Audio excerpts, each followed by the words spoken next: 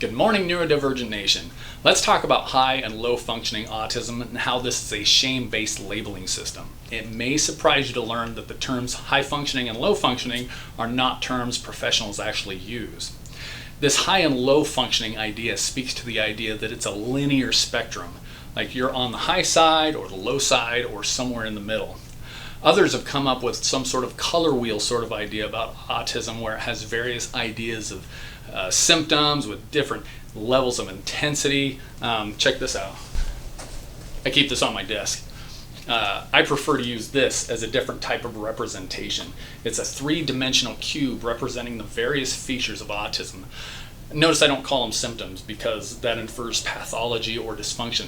And while there are a host of problems associated with being autistic, really there are many features of autism that are amazing and not dysfunctional at all, and they can be strengths. Some may have abilities such as supersensory sensitivities that help them in some way. However, that can be tough at times too, or the ability to connect with animals like others can't, while others have characteristics that make them less interested in what certain people think of them. That can be a plus, sometimes a minus, but you never know.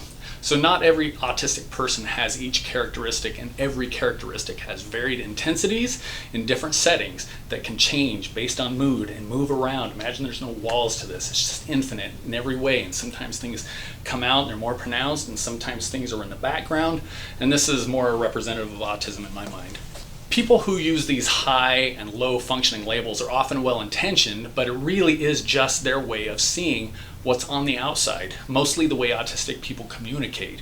And they're basing a person's ability to function in society off their own knowledge and experiences.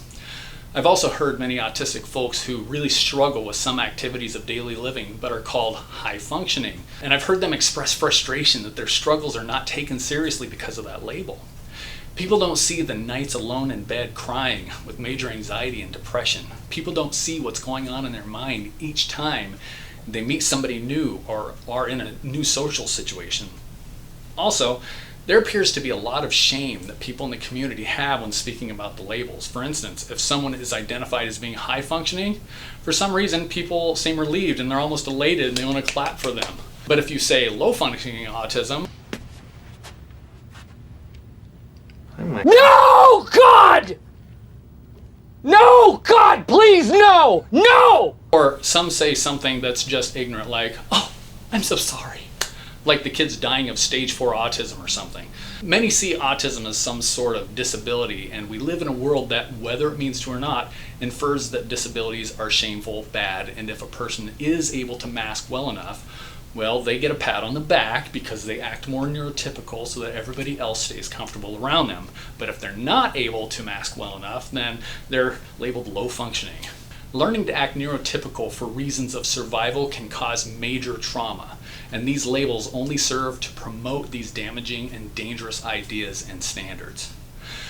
My advice: make it safe for an autistic person to be themselves, and try not to shove them into a box by labeling them high or low functioning.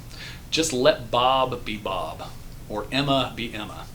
Don't call attention to things that they do that are different. If someone wants to repeat phrases because that's how they process certain things, like I do, let them. If they rock back and forth, let them, because oftentimes it's a soothing behavior. If someone doesn't like being touched, respect that and don't try to force them to do anything they don't feel comfortable with. You know, just give grandma a hug and a kiss. Just do it.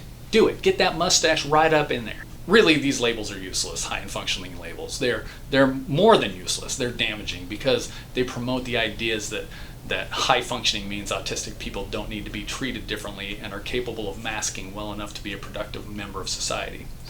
Additionally, the term low functioning also has a built-in bias against persons' potential and their abilities. A person labeled low functioning may not be awarded the same opportunities as someone who is labeled high functioning, just right off the bat, and people won't even know how they do with whatever they're doing. I hope this helps you understand a little bit more about autism and what so many autistic people deal with on a daily basis. I'd like to end off with a quote from a friend of mine named Phoebe Keepers, a mother of a son who was diagnosed at age 10 and he is now 23. She said, "If you've met one person with autism, then you've met one person with autism because no two people present themselves as the same." I am the neurodivergent doctor, and I hope this helps you in your neurodiverse universe.